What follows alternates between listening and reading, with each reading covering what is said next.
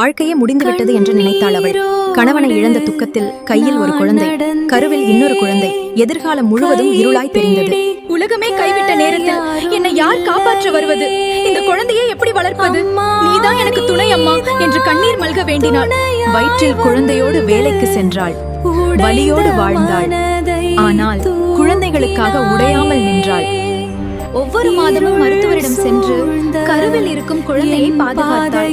தன் உயிரை விட குழந்தையின் உயிரை மேலாக நினைத்தாள். இரவில் அனைவரும் தூங்கிய பின் அவள் மட்டும் அமைதியாக அழுவாள். ஆனால் அந்த கண்ணீரில் கூட அம்மன் மீதான நம்பிக்கை இருந்தது.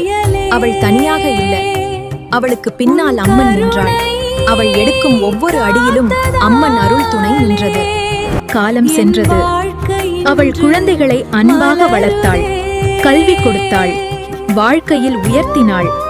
ஒரு நாள் அவள் திரும்பி பார்த்தாள். தோல்வி என்று நினைத்த வாழ்க்கை வெற்றியாக மாறியிருந்தது.